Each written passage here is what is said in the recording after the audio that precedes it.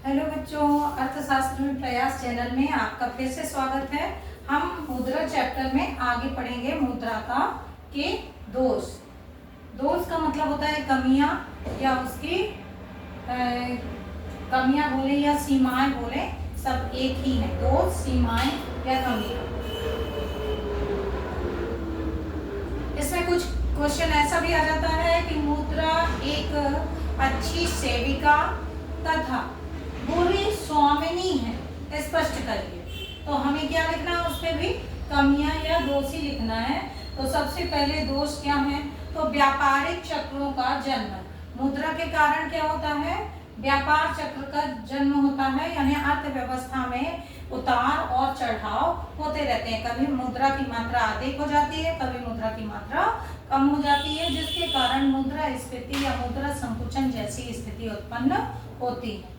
दूसरा है अधिक उत्पादन को प्रोत्साहन। जब मुद्रा अधिक मात्रा में होगी अर्थव्यवस्था में, तो लोग आवश्यकता से अधिक उत्पादन करने की कोशिश करेंगे, जिससे कि हमें अधिक से अधिक लाभ प्राप्त हो सके।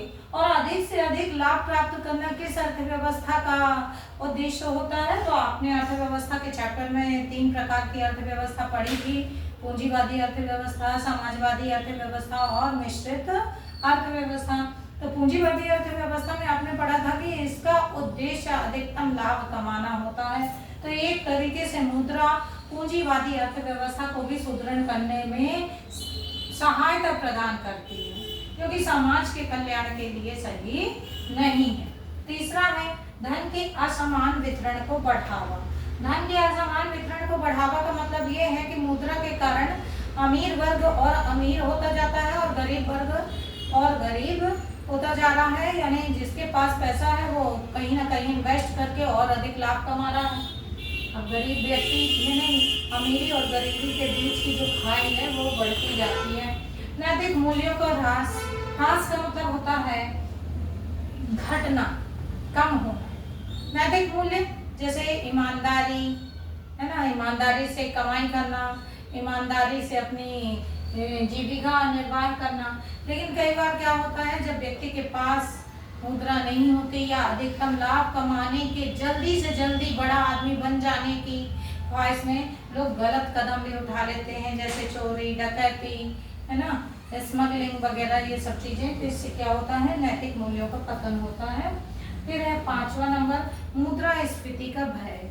मुद्रा के चलन के कारण मुद्रा स्फीति का भय अर्थव्यवस्था में बना रहता है। मुद्रा स्फीति वह स्थिति होती है जहां पर मुद्रा की मात्रा बढ़ जाती है और मुद्रा का मूल्य जो है, जो मुद्रा की क्रय शक्ति है, वो घट जाती है।